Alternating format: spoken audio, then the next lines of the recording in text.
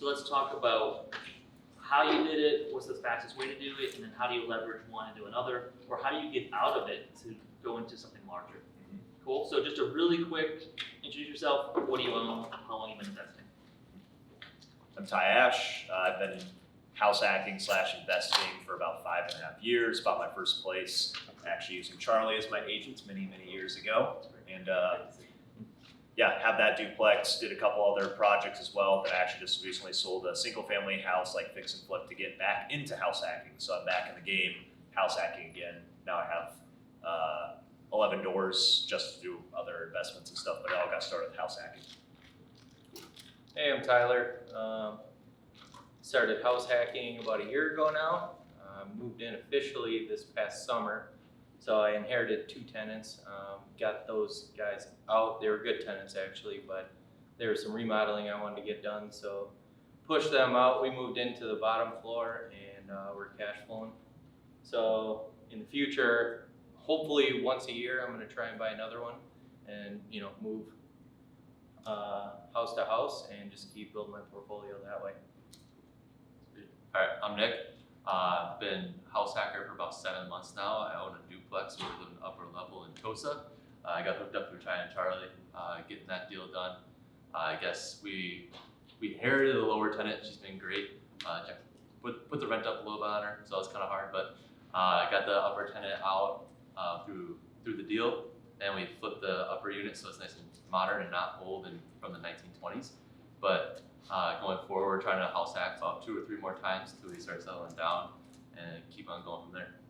So talk to me about how did you start? So everyone probably started with bigger pockets, or they knew someone who was house hacking, or you're paying too much in rent, so you want to somehow offset that cost, blah, blah, blah. How did you just say, fuck it, let's do this and get into it? Yeah. So I knew about real estate investing because my parents were doing it when I was growing up. They started in like 2003, buying duplexes. It was ways to get financing, all that kind of stuff. And then I went all the way through college. I kind of forgot about it, never paid attention to it. One of my buddies knew about bigger pockets, and he was like, I'm like, I don't know what you're talking about, but it makes sense. I know my parents did it. They didn't go to college. If they figured it out, I know I can, so let's do it. Eventually interviewed a couple agents, landed with Charlie, and we just started analyzing a bunch of deals and ended up buying our first deal. So like, I just knew about it from my parents, and then I had a buddy who got me into it. And now we're, still partnering today. Cool. Not to toot my own horn, but you interviewed multiple agents. Why? Because you're supposed to. My mom was an agent, so she told me you should interview 2, and she referred me to a Century 21 agent. She had a team, and like she wasn't gonna work with us directly, and we're like, oh well, Charlie gave us beer in a buyer consultation, so I guess he must be a good guy. I mean, was the beer the reason you went? Yeah. Really? It wasn't of my previous house hacking experience? No, it was mostly because we knew you were gonna be the one that was like at the appointment with us, walking us through, and you had house hacked before. Yeah, so whether you use one of our agents or not, the idea is that like, there's a lot of folks who say that they can help you invest in real estate. And anyone with a license can help you invest in real estate by buying it. But you want to partner with someone who's done it before and knows how to run a pro forma and actually crunch the numbers. Not just someone who likes to open up doors and show you pretty houses. We do a lot of the numbers crunching for you too. Okay. I'm also a bigger pockets guy. When I was younger, I mean, we kind of all know that we should invest in real estate somehow or some way. Maybe it's like the late night, infomercials or whatever. But somehow I stumbled across bigger pockets. I don't remember. This is quite a while ago.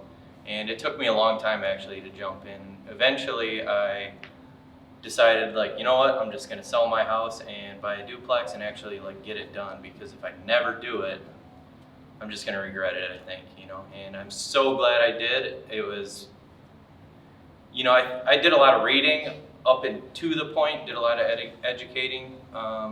So it wasn't really too bad. I got a hold of Ty. He was a big help too.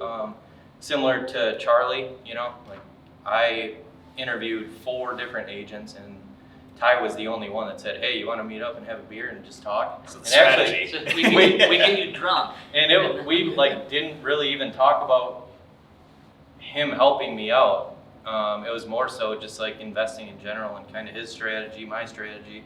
And I found out he was doing exactly what I wanted to do, so I felt like really comfortable using him as a teammate of mine. And, he had some spreadsheets that he shared with me and all sorts of stuff that helped me out. And it really wasn't nerve-wracking at all once I got into it and kind of decided that I was going to do it.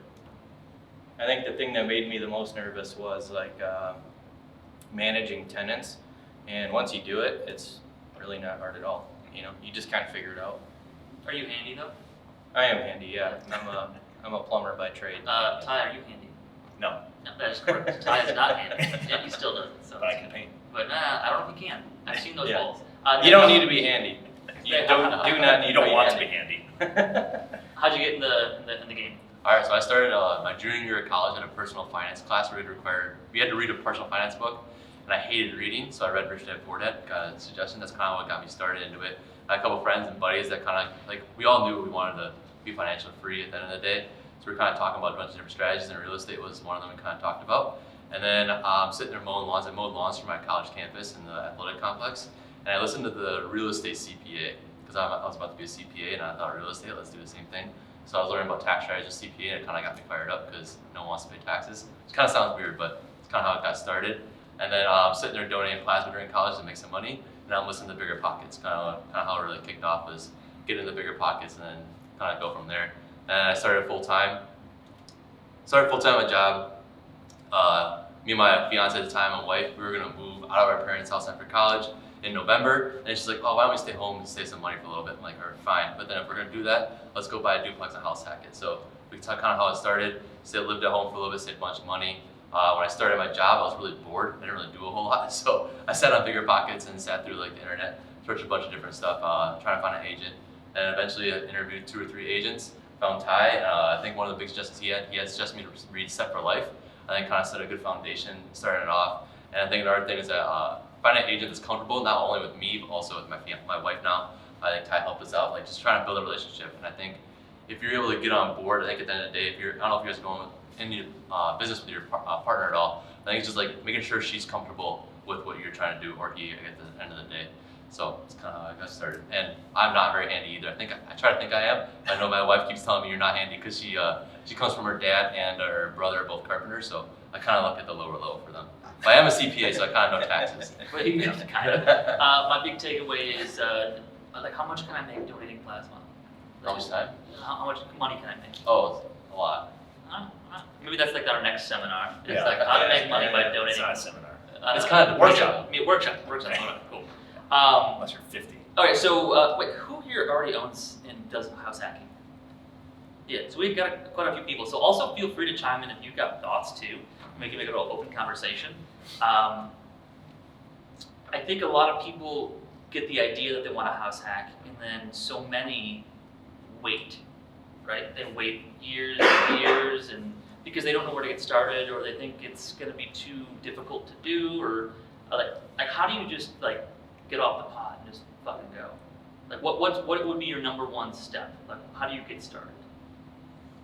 I feel like I got started after I just listened. I listened to podcasts for 8 months nonstop, both ways, an hour and a half a day of just ingesting everything. So, Do you need to do that though in order to house hack? Do you need to be that educated? I think you need to surround yourself with either people or some sort of thing that keeps you motivated. Because otherwise, the story I always to share with people is I was literally about to write the offer on the duplex that we bought, and my parents were trying to talk me out of it, even though we were going to be living for $250 a person. It was me, my girlfriend, and then my buddy, his girlfriend. It's we're gonna live so cheap, and my parents $300-something thousand for a duplex. That's insane. Your first house, you need to start with something smaller. And it's they're literally a real estate investor trying to talk me out of it. But I had the knowledge and had some other mentors, and somebody was the numbers make sense. Do it. Just do it. I said, if you don't buy it, I'm gonna buy it. Yeah, that's exactly what you said. If you don't buy it, I will. It's a great. They still own it. Yeah. Probably cash flows really well, right? It does. Yeah, it's amazing. Yeah. So how do you get off the pot? How did I get off the Is pot? that a phrase shit or get off the pot? Yeah. Sure is. Yeah. How did you? Sam, make sure mark this as explicit. Oh God. It's recording. I don't know. I think just educating myself more was kind of it for me. You wouldn't necessarily, to your point, need to, educate yourself so much. Like, I had a buddy who house hacked inadvertently. He just got roommates, and that's probably the best and easiest way to do it. He bought a house that was fairly cheap and had 3 roommates, and they're all buddies, my friends too. So I got to go over there and party with him and everything. And, he was living for free and actually making money. And then he parlayed that into a really nice house that he owns now, and had a bunch of equity in it, even before COVID. So, I mean, You saw somebody else do it before. yeah, but I didn't really know that he was doing it until I started educating myself. I just thought he, couldn't afford it and needed roommates, Yeah, right. Outside of And that's what it essentially looks what like, it is. Yeah. Well, Nick, you're a pretty precise numbers guy, and you're pretty educated. Why did you say let's get a duplex? I just said screw it, honestly. I was 22 and I got nothing in my name. All I have is negative net worth. I got student loans, and I'm like, what's the worst thing that can happen? I buy a $300,000 asset that maybe goes down in value, lose a couple $100 a month, and I mean it's worked out well. So I'm excited about it. But I was just kind of like, I have nothing to lose. I think it's worth a shot to kind of get started and just kind of keep it going. And I guess at the end of the day, I knew I needed to do something with money. I knew I wanted to scale and not work a 9 to 5 all the time. I think the biggest thing was trying to get my wife not to work 9 to 5. So eventually, when it gets to having kids and stuff like that, I think that's what's trying to fuel that kind of thing. So it's kind of how I got started. You said when you were 22. How old are you right now? 24. So when I first started researching things, I really actually didn't do a whole lot of learning. I really only learned for like 3 months. And I was just like, screw it, let's just do it. I didn't really want to live at home anymore. I didn't want to rent, and I was like, might as well. And differently, like both of our parents were kind of like, are you sure you want to do this? Is this really the right move at all? None of my friends are doing it at all. So it's kind of just like off my own limb. I'm like, I'm gonna do this. I want to be different. I want to try doing something for myself. So I feel like everybody gets into that fork, and like what happened to me is like I literally was like I knew this stuff and listened to Bigger Pockets, and I like went to a happy hour that ran late. We ended up going to like get a late dinner pizza thing on the east side, and like they're like, yeah, actually, Ty, like it was a coworker. Hey, we had this duplex and we're moving to Columbus. We're selling our property. I'm like, I want to buy it. I'm like, I just know that I should want to buy it. So like we look into it, but then they end up selling to somebody else. You're a part of that whole situation. And then we like dug into it because at that point in time, like we were actually looking at renting like a 1-bedroom, 1-bath, tiny apartment in Shorewood for like $1,400 a month, me and my girlfriend. And we pivoted from like that moment where we just had a conversation, we like dove into it, then we like literally like went onto MLS that day and analyzed every single duplex that was in our search, which was like 50 properties. And then we're like, okay, all of these suck. And then one day it just like popped up on a Friday. We're like, Charlie, like this thing is literally so much better than anything else we've seen. Just write the offer. And he's like, hey, they won't take list price. They want to show the open house tomorrow. I'm like, okay, $10,000 over. Who cares? Like it's a deal at $400,000. Who cares, right? Well, but you so on that, like you get confidence by underwriting deals. Yep. So what we tell our agents every day and investors, like if you can't do it right now, doesn't mean you can't underwrite a deal every day. If you do a deal every day for 5-10 minutes, run the numbers, you'll get used to what that looks like. So when that deal pops up, you're ready to go. But if you're waiting for that deal to start, doing your own pro forma, like you're already behind the 8 ball. Yeah. So you gotta start running numbers now. Yeah, I mean, I was practicing all the time. Even before I met Ty or even sold my house, I was already practicing, just going on Zillow or wherever and just running numbers and saying, okay, there's deals in this market, there's deals in this market. But, honestly, 99.9% of them are not deals. So, like, once you figure that out, it helps to, once you see the deal, then you can jump on it quick, and then, it might take you 20 minutes, 30 minutes when you first start to analyze a deal, but I mean, now I can do it in 30 seconds probably. And basically I can almost look at numbers and be like, yeah, that's not a deal. Or that might be a deal, I better analyze that a little bit further. Yeah. How many properties did we look at before you bought? I don't know.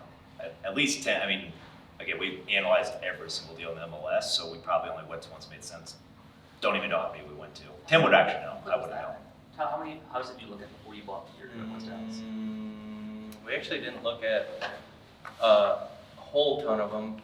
Probably 6 maybe.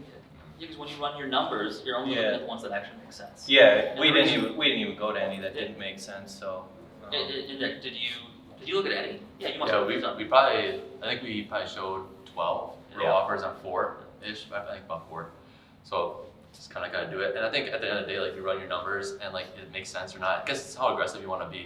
If you want to get in the market, I kind of looked at it as like, even if it makes sense in the long run and short term, you can't take just like break even. I think just get in the game, just kind of getting started. I think it's more of a learning experience, especially being a house hacker. Most of the time, it's either Definitely. your first time ever owning a house. Like that was my thing. Like first time I ever owned a house, it was just like, it's a learning experience overall, just like as a homeowner. So that's another thing. And I think another thing that kind of comes down to is believing in yourself.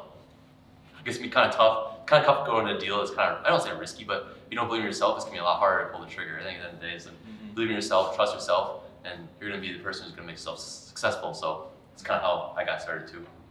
What's the worst thing that could happen? How's that? What's the worst thing that can happen when you house hack? I would think There's a is- few things that Yeah. come to mind. Yeah. Hang on, and on the top of my dome, because that's what I would, if I never house hacked before, I'd be like, okay, what's the downside to this? I can tell you what people think the downside is. Most of the time it's, I don't want to live next to somebody that I don't know, is one of them. I don't want to be a landlord or have to manage tenants or like, Yeah, have but to the set first one, Midnight have expectations. you heard people say that first one? That's ridiculous. Yes, Like if yeah. you move 100%. next to somebody. Most people who don't ever even consider it, like, no, I But want the my own thing is, space. you get to pick your neighbor, so Yeah. like that kind of negates it. Yeah. I think that's usually like if I was trying to sell somebody who's like really set on a single family, and I would say, what if you did a duplex and you lived for like half the cost, like, which is kind of what my fiance are doing in Shorewood. It's like, we live for half the cost of what it costs to live in Shorewood in a similar space because we have a resident there. But for people, it's like, well, I don't want to live that close to somebody. Like, I don't want to be that close to neighbors. I want a bigger yard. And it's like, honestly, I haven't seen my neighbor for like 2 weeks and they live below me. You might want to check on them. I know they're there, like I hear them every now and then, but like, They're paying, they're good. Yeah. yeah, it is, it's Oh, the 10th of the still month, there. the rent's there, so, yeah, they're alive, at least their auto pay's going, so. Say that these gentlemen want to buy a house tomorrow. Where do they start? How do you start? You start by probably looking at deals until you find one you like, and you reach out to some agents to show it to you, and you What- start running the numbers on it. I would start interviewing agents. Yeah. I mean, if you are going through an agent, which most people would for their first one. When you say finding something you like shouldn't it be the same across the board? Like what I like, shouldn't it be something that you like? I think there's a little bit of a spectrum. There's some people who want more work versus somebody who wants something that's like ready to go, move in ready. So some Although folks most want people value come add. to me and say, I want something value add, I want to add it because that's what everybody tells me I should do. They're like, yeah, Turnkey Yeah, or like- a bigger budget or a smaller budget. Yeah. I think that's most of what ends up happening is people are like, well, yeah, I'd like something with more work because I want to add more equity to it or whatever else. But at the end of the day, it's like, actually, I just need to find something that's remotely a good deal and pull the trigger on it because there's not enough opportunities flying around in today's market that you get to get your pick of the litter. Does anyone own a house hack that's not a duplex? Like a 4-family or a single family that they rent out rooms? No. So yeah, most folks who house hack is duplex, right? Our second one was supposed to be a single family, but then COVID happened. We were going to Airbnb out the upstairs, but Sounds like an excuse. did not happen. Sounds like an excuse. Yeah. So I'd say most folks go to the duplex. It seems like the easiest thing to do. Also, typically you get more space than a 4-family, which means that the market's pretty saturated. So as we look at investment deals, investors coming in just to buy a duplex to cash flow, it's non-existent. Like the only reason someone would buy a duplex right now is to house hack. Or if they just had a bunch of cash and they're looking for something to park it, right? Yeah. Cost egg, write it off. Yeah, cost seg. That's our next seminar. Yeah. Okay, so anyone here own more than one house? How many own? Best. We own two. Two. What do you do now? What's the next step? What do you do after that? It's a good question. I think we want to get another duplex in Milwaukee. That's the next move. So we have FHA, so we're waiting for the year to pass, and then we'll go to another duplex. So did you buy the first one, live in it, and then buy the second one, live in it, Mhm. and you're gonna buy the third one, live in it? Yeah. How many times can you do that before it's not like sustainable anymore? It's a good question. I think right now, as long as we get renters, it really just stays stable, honestly. It feels stable at least. Everyone's numbers are different. Can I ask you what you make per door per month? Yeah, so right now, the upstairs, we're at 1123. What do you make per door? What do you take home? Like net Well, profit. right now, with the first property, we're not taking home anything yet until we move out. Got it. Because the upstairs, essentially, we cut our living, we pay, what, like $200 each in a month. And then once we move out, we'll be making about $700. Okay. And then the second house is a single family.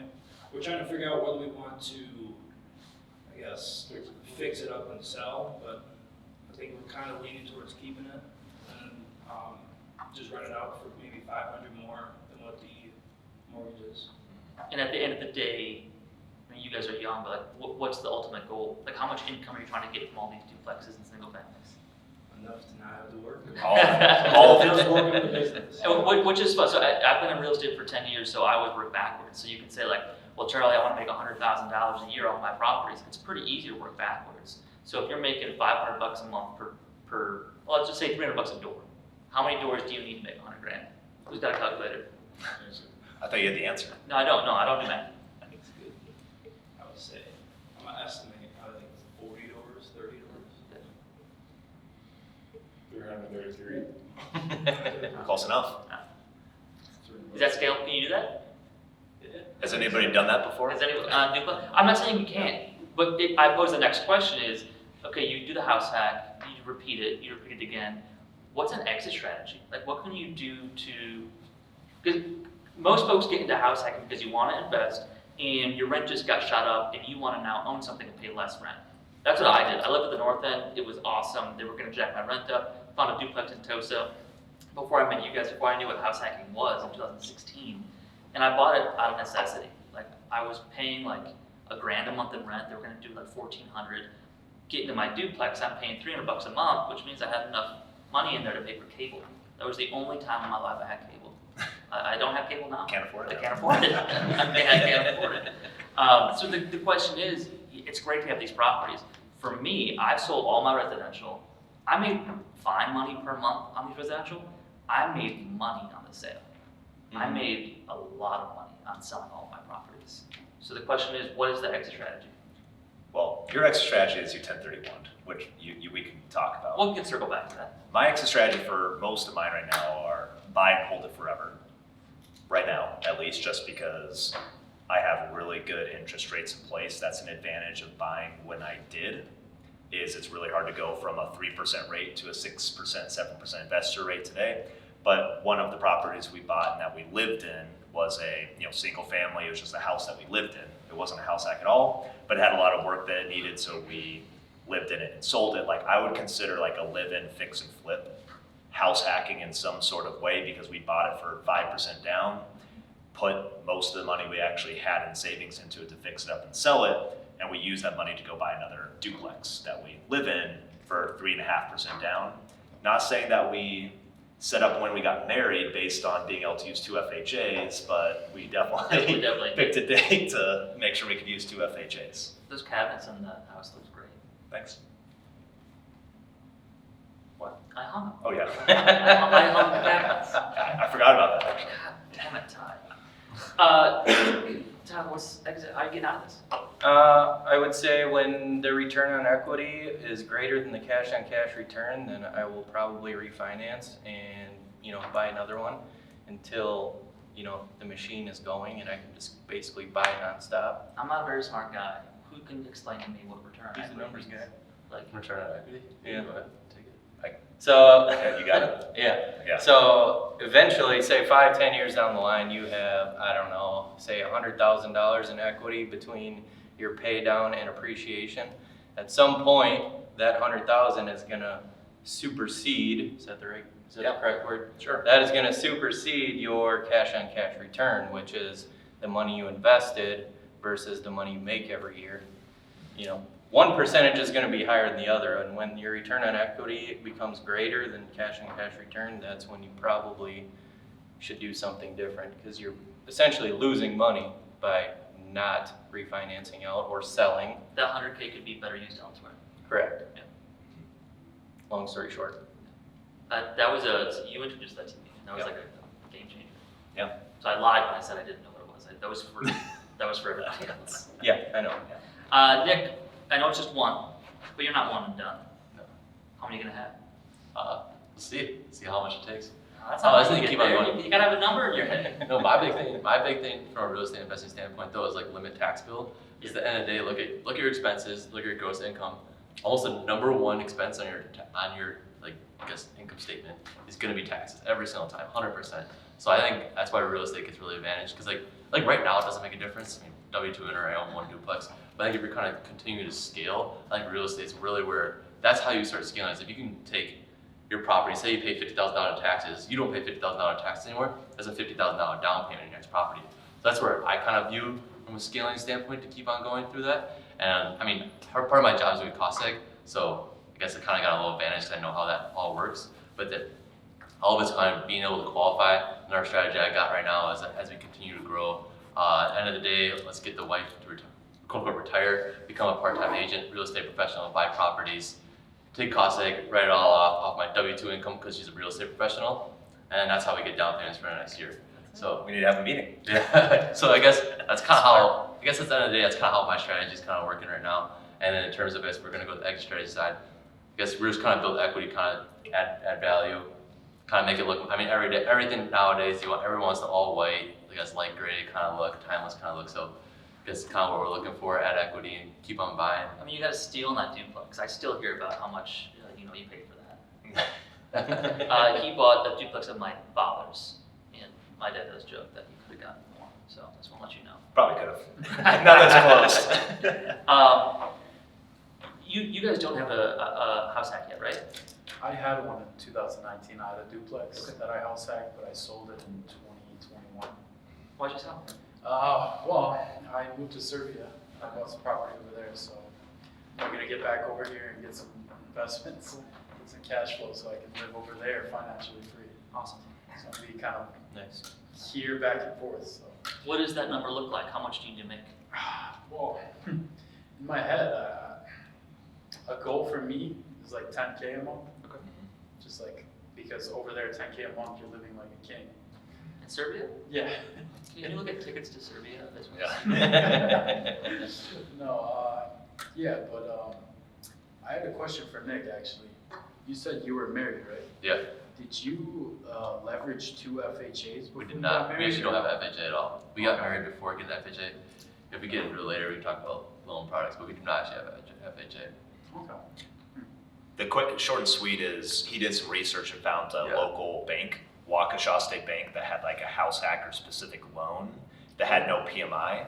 Yeah, However, it's- you yeah. literally got it like 3 months before they changed the whole Yeah. program, so it's not as sexy as it was, but I mean, guess- you still have your FHA available. Yeah, I still have my FHA available. What ended up happening is I reached out to Bigger Pockets because I was kind of debating the ARM, and I am getting an ARM right now, 5-year ARM, but I was kind of debating the ARM or the fixed. So I posted on Bigger Pockets, hey, which one do you want to do? And this guy reached out to me, let's get products. He ended up having a product for medical professionals, new medical professionals, 0% down, 5-year ARM, no PMI.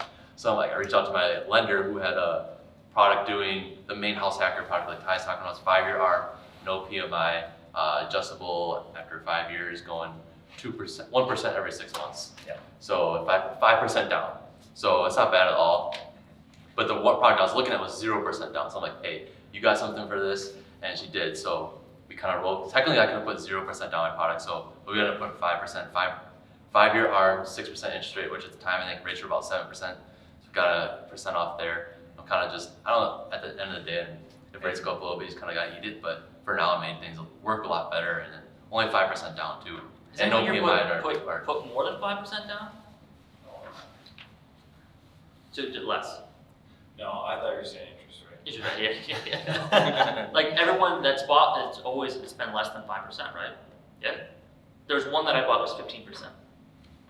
But I think that's how you get in the game though. I mean, especially as like being someone young like this, I think it's where you have a lot less risk because you really don't have anything to lose. And 5%, it's really not that much cash. And if you don't follow it every day, they do have a 5% down. I think it's like a Fannie Mae product now for a 2-family to a 4-family that just came out in November of last year. So most people are familiar with the 3.5% down FHA. Now they've got a 5% down for a 2 to a 4-family as long as you're owner occupying. What is like the minimum occupancy for that loan? Like how long do you have to live there to like what if you live there for a month? You need Like, to intend to live there for a year. Okay, for a year. That's all I'll say on the video. Okay, Nice. You have to have a change of circumstance, or you have to have like a reason why you'd be leaving an owner-occupied product. Specifically, if you're going to go use another owner-occupied product. So when we talk about like the rinse and repeat of doing the house hack again, it's like the first duplex that we bought was a 3-bedroom, 2-bath, 2-bedroom, 1-bath. Moved into a little single family that my fiance bought. She wasn't a part of the original loan, so it didn't matter. She did a 5% conventional for a single family. We moved from that and bought another single family for 10% down, conventional.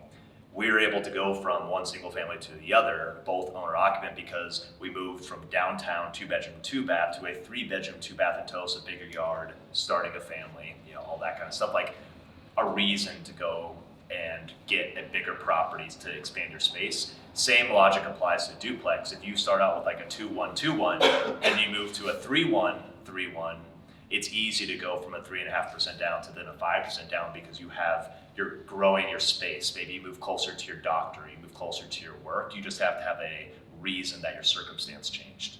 And now you guys kind of use that. You're kind of playing the game right now. Like you relocated to Iowa to use another owner occupant. Well, guess what? You're relocating back to Milwaukee, you need another owner occupant property, right? Because the other one's occupied by a renter. So like you can play that game. Iowa? What's up with Iowa? Iowa. Work opportunity. I don't know about that. Like, yeah.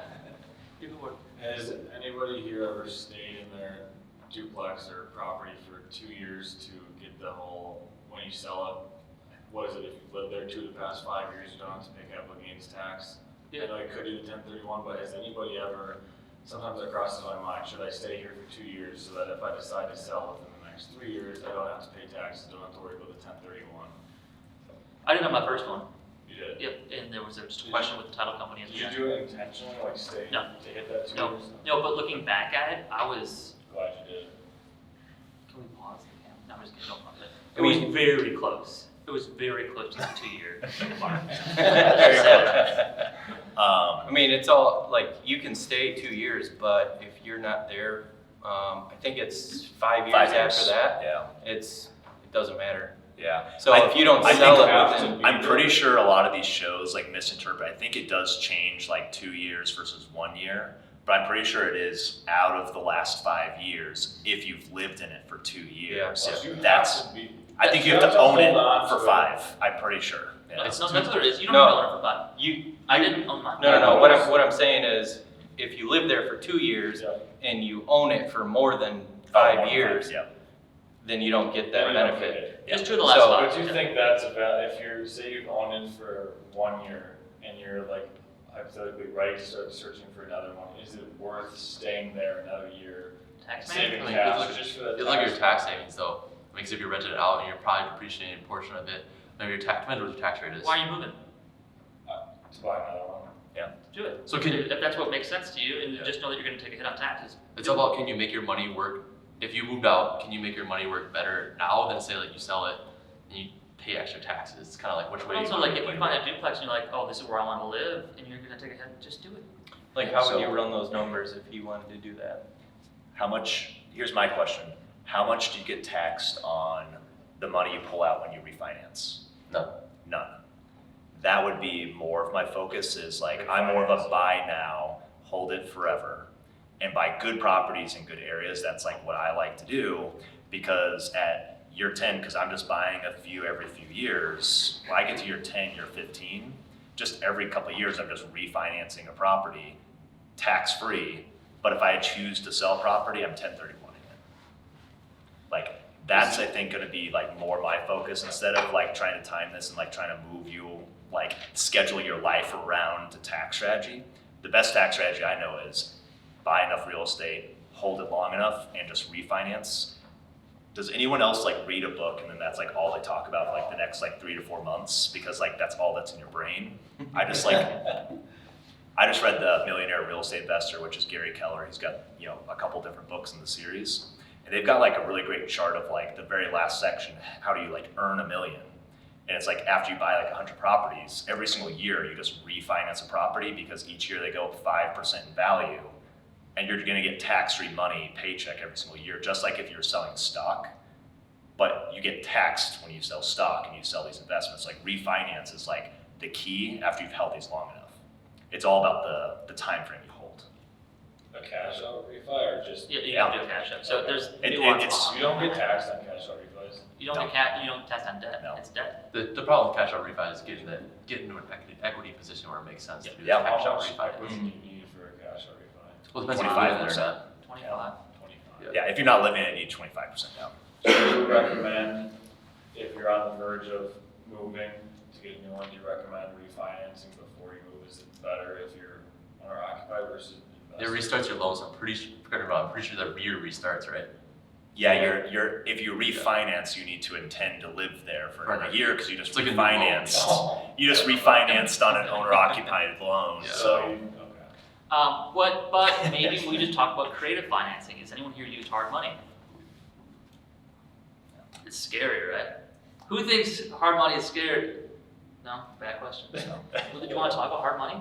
No, I think you should. Well, I think we should. we can, I guess. Well, I just think that a lot of people think that most people come to us or come to you and they say, I want to find a property that has value add.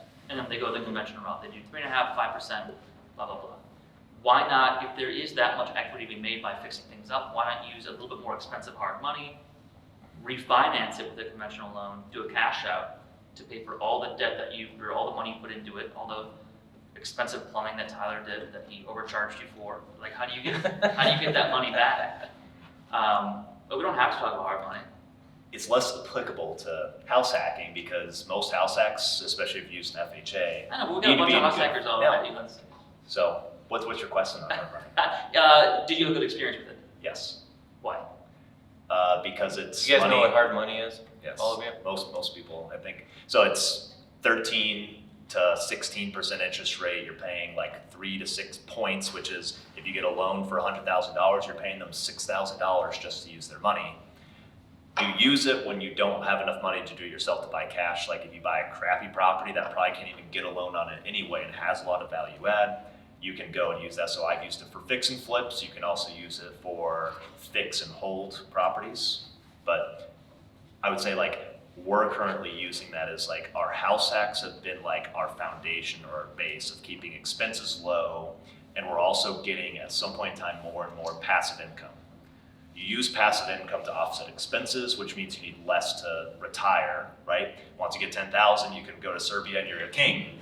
You know, our number's a little bit different in I can't wait. America. We're so- gonna have so much fun over there. Yeah. So it's like, so you like have this like house hacker loan, where like your biggest risk of house hacking is not doing it because you're buying an investment property for 3 to 5% down.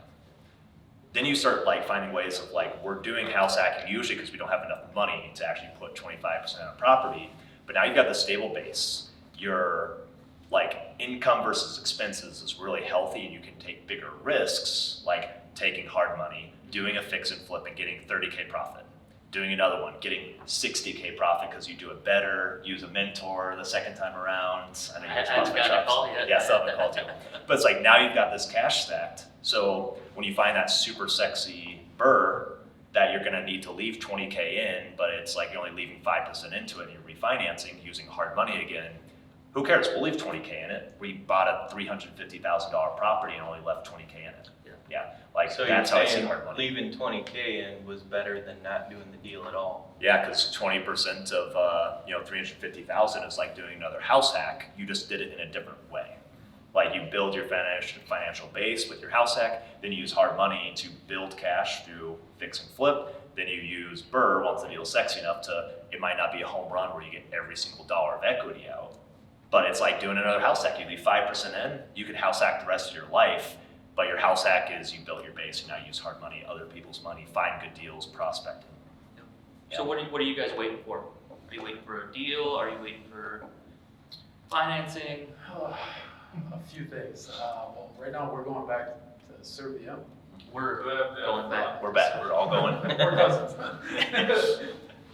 We're gonna be over there, and then once I come back, I'm gonna start looking at some properties. So I'll be over there for like 3 or 4 months. And then once I get back, I'm gonna see what's on the market and see, because I heard the rates are gonna be dropping, I guess, a little bit. So It'll make Hopefully, it'll make see what's the going on. it'll make things look a little bit better. Well, when you have But it yeah, right, I think you want it to. work backwards. Yeah, I Like guess. I'm the same way. Like how can I kind of like, you know, what Nick's goal is to have his wife not work. Like that was part of my goals. And I was like, how do I work backwards to figure out how much money do I need to make in my big boy job and in my real estate investments? And then you just figure out, okay, well, if on average I'm making $500 a door, how many doors do I need? How can I parlay this one into that one? So and we can open this up, or we can have conversations at another time. You guys can contact Ty or myself. I've done hard money, I've done BRRRRs, I've done conventional, I've done FHA, I've bought and hold, I've fixed and flipped, I've done like a lot of things. But I didn't, so Ty's a researcher, like he'll do bigger pockets. I don't think I'm better than that, I hate reading. Like I just don't get it. You're a doer. You just make it up. I'd rather do and fuck it up and learn from that than have to sit and read a book. It is true. I definitely learned way more from my house hack so far than I ever did reading any books yet. Yeah. I got a question for you though. What gives you the confidence to just What do gives it and you the fuck it right? up? You know? Well, seriously, because a lot of people, they're Yeah. nervous, you know? And so like, Well, did you have your finances in order when you did that? Or do I these wish things? Mark was here. He's kind of my finance guy now. I thought I did, you know, but like, Yeah. I sell real estate for a living. Like I don't have a paycheck.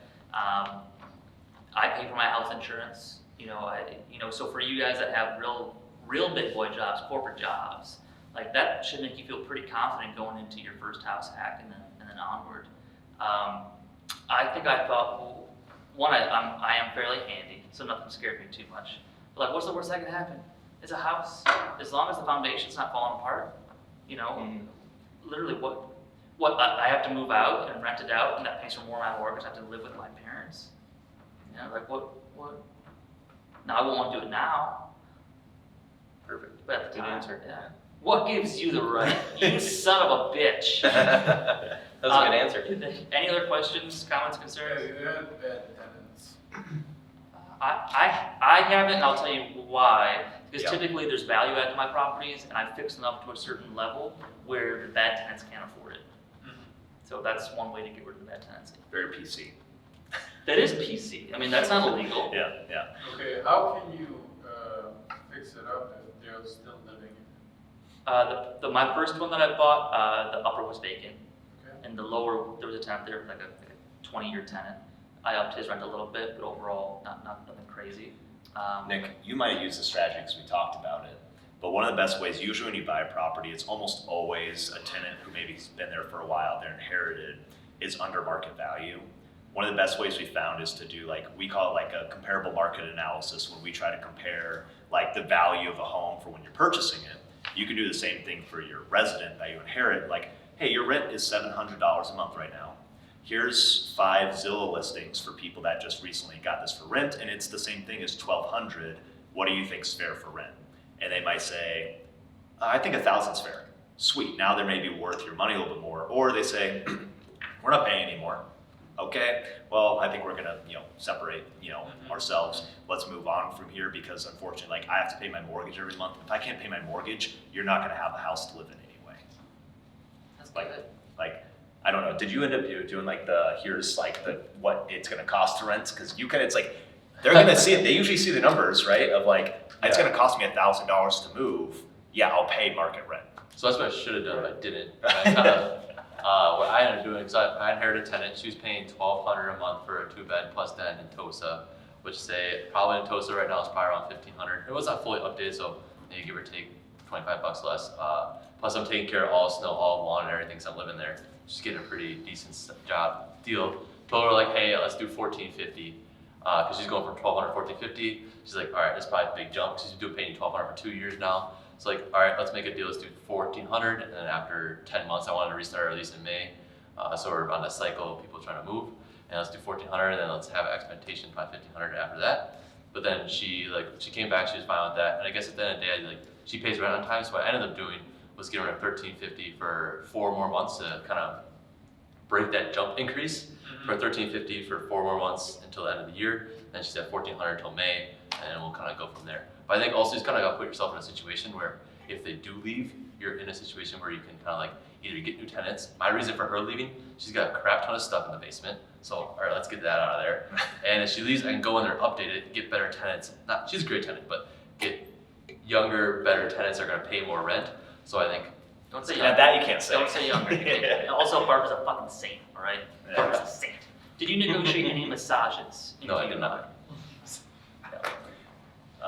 It's gonna be a weird video. But like you're asking like about problem tenants, is it just inherited ones or is it like you accidentally got a bad one? Well, the stories I'm getting is people are scared of, tenants, and they're telling me, oh, buy a duplex, don't buy a fourplex, because you can't manage 4 units, it's a lot of people, a lot of tenants, because, they have had some personal experience that wasn't that good. So I just wanted to hear all of you out. Yeah. If any one of you had bad experience. My I would say don't take advice from them. I'm definitely not. You know, Yeah. That's like, why I'm here. Usually Yeah. the people that say that were just terrible landlords to begin with. Mhm. So, you hear all the horror stories, but it's from the same people all the Yeah. time. Like the successful people, you are your mentors, and you can say, hey, how do you manage your properties? How do you manage your properties? Yeah. And, they're doing it, and they've been doing it, and they're doing good at it. So I would lean on them more. I definitely have a preference for duplexes in Milwaukee over 4 families. I even like triplex a little bit more, mostly because a lot of the 4plexes are in areas that are zoned for like 4 families and then like larger multifamily as well. And it's usually bigger streets. Usually they don't appreciate the same as like a duplex really more tracks like the single family market. And here in Milwaukee, people are super used to living in duplexes because it's a huge percentage of our housing units. Like a lot of people's natural progression is going from apartment to duplex to single family house. So you're usually just gonna find better residents in duplexes. They're usually in better areas. And definitely the huge focus is in your screening, all the way from like your professionalism when you respond on their Zillow inquiry to when you like take them on the showing to like your actual screening process when you go through it. Like, I think I remove most of the problem people because we do essentially a message in Zillow. It's like, thanks for interest in our unit. Attached to this is our acceptance criteria. Like these are the rules of this unit, and like here's a Calendly link for you to book a showing with us today. So they can kind of know themselves that they're not welcome. They don't even respond to it. And it's like our acceptance criteria is like, 620 credit score, no evictions, no violent felonies, like the fact that you have a process in a Google Doc that lists out what your expectations are of them, you get rid of the tire kickers right away. And what we also put in there to save yourself time is a narrated video tour of it. So like pictures are usually great, but like actually walking through a unit and saying, here's the flow, here's what I like about the property. People will be like, oh, sorry, not interested. We didn't realize X about the property. You just saved yourself a half an hour of driving, a half an hour of showings. So our typical like listing we do like get 50 inquiries, 10 people who set up showings, and like 2 applicants, which it's like that seems super low for applicants, but it's because a lot of people probably do 50 inquiries, 25 showings, and like 4 applications, and like half of the work they did was worthless. So it's like being a little bit more efficient with your time. Cool. Let's, I'm gonna say wrap it up, but do we have more questions? Thoughts? I have a question. You said you do the lawn care and snow removal and everything. Do you guys recommend doing that? Or would you? I hate doing that lawns. to the tenant? I do it because I live It's there. like, does that give him more of a liability? Like, let's say his tenant slips on ice or something like that. Would that be more on you then? That's why I have umbrella insurance. Yep. So be insured well, make sure you're protected that way. When I started, I did half and half because I didn't have that many doors, so it's easy to manage. Upper does snow, lower does mowing. Now, inevitably what happens is they don't do it very fast and usually it starts looking worse. So now we do like right when we're like ready to sign, we say, by the way, like you guys know this, but like you're responsible for lawn and snow. Instead of you guys actually doing it, we have a $40 lawn and snow fee here in Wisconsin. They're like, that's reasonable. I know how much it costs to hire a lawnmower, but we contract because we manage 25 doors. We have some economies of scale now. We can afford to offset that cost. So like I've transitioned from the responsibility of the tenant, but also having it divvied out where it's like you don't want it, like I have one property in Iowa that's like a townhouse, like split 2 sides. And both sides do snow and both sides do mowing, and it's awful because one half of the yard looks like crap. So it's like you actually have accountability then. It's like when you have if you can send somebody out to do a check-in, if it's not mowed, you know which side of the unit to reach out to, and if they don't do it, then you bill them for it. Even if you have a great tenant, like, they're probably not gonna mow the lawn or do the snow removal like you'd want to. Yeah. So if it's in the budget, yeah, I'd go for it. But yeah, if you live there, Yeah. I do that. Wow, my house acts all day. And the snow kind of sucks, but you just kind of suck it up. Yeah. Especially when it snows 3 days in a week. You gotta build up the So how tolerance. much do you charge for snow? It's $40 a month all year. Oh, Lawn and snow. okay. Yep, all year. Yeah, it's just like a water fee, snow fee. Yeah, Cool. yeah. We just add it as a recurring fee every single month. What you got? For all of you guys, have you ever had any issues with vacancy? And if so, how have you resolved that for yourself? I had some vacancy when I had my tenants exit and I was doing remodeling, and that was planned. Luckily I made enough to be able to cover the mortgage myself. I was living in the bottom half, so I had my own place to live, and I was fixing up our place where we lived while I actually hired somebody to do the unit above me. So it took 4 months. I feel like it could have went faster, but I mean, I planned for it, so it wasn't too big of a deal. I think in the future, you would always save money for vacancy. So right now, I save 8% of gross income for vacancies, which equals about a month a year. If you have a month of vacancy every year, you're not doing very good. Well, correct, but I'd rather have more. So I'm super conservative. Yeah. So my recorded net cash flow is a little bit lower, but at the end of the day, I just take that back, you know, I just give myself a little bonus at the end of the year. Yeah. But really it goes into a real estate fund to just buy the next property. I never had a single day of vacancy. I always got ahead of the game on people that were going to leave. And it always made me nervous to have vacancy because it just made the deal that much thinner. So even on like when I bought Fleet Street, I negotiated in the contract that I could get into the 2 upper units and like rip out carpet and start doing work that was manual, that was sweat equity, didn't cost me any money, and they allowed for that. But I never once there was always like the day that person moved out, I had like 12 hours to clean the unit before the next person would come in.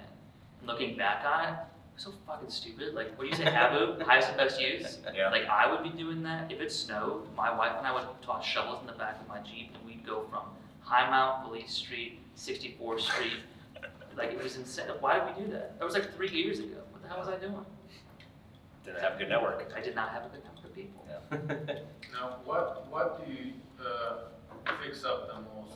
So do you usually just replace the carpet or something else? So what's your go-to to bump up the property? I say kitchen. You could toss like a silver tile backsplash and some cheap granite on the countertops. Mhm. People are gonna pay a premium for that.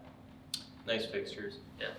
Yeah, I would say most of mine have been relatively turnkey, usually with like some dated features of like carpet, paint, flooring, light fixtures. And I think the biggest mistake I've seen other investors make is going too much into it.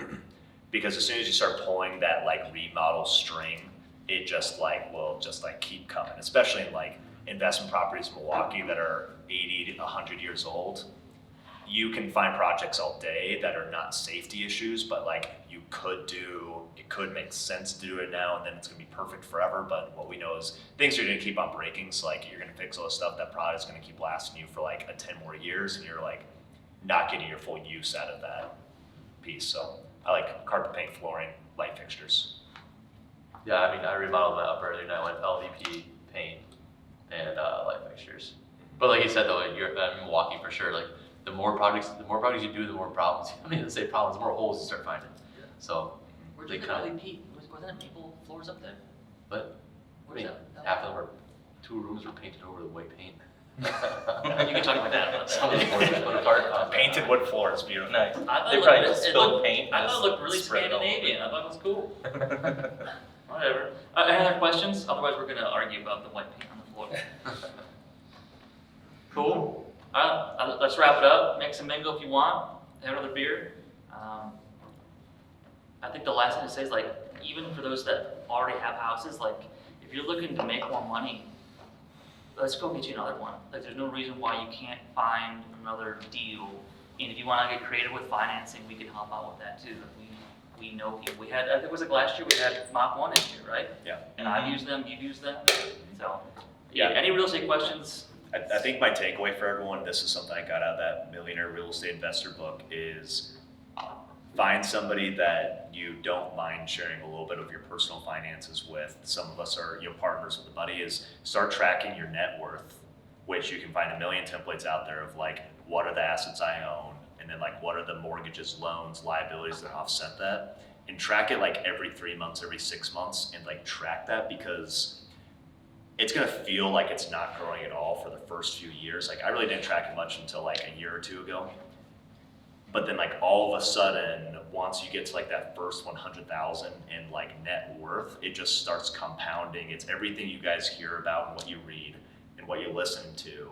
It's like getting that first 100,000 net worth, and you start seeing it go. And then every like quarter, you should be setting goals of like, how do I do another deal? How do I do more investing into my retirements, whatever else, and just see that grow? Because inevitably it's like, it's not about the income we produce, it's about like the net worth and the assets we have that we can live off of in the future. Most people track how much money they make every year, not how much their balance sheet grew that year. So that'd be like something I got out of that book, that like I changed my whole like tracking thing on like, how can I see where that's going to be 10 years from now?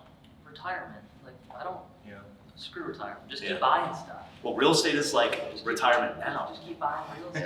Doesn't And matter. I'll say None of us this are gonna too. retire, let's be honest. That's why we're here at 8:30 at night talking about real estate. And everyone always brings up interest rates, and like the big thing for me in house hacking, one of them, especially right now, like you guys said, hey, I think interest rates are going down. Does it matter? You're going into a house hack and your tenant's paying the mortgage. Who cares? Right. You know, if it's 18%, it's still cash flowing. Who cares? Yeah. You know, but if you were to buy a single family home, or everybody you know that is trying to move right now, you know, all they're thinking is, oh my God, this is so crazy expensive. But, you know, if you're not the one paying the mortgage, who cares? They sound like me. Yeah. Okay. Cool, awesome, thanks for coming. Thanks, everybody. guys.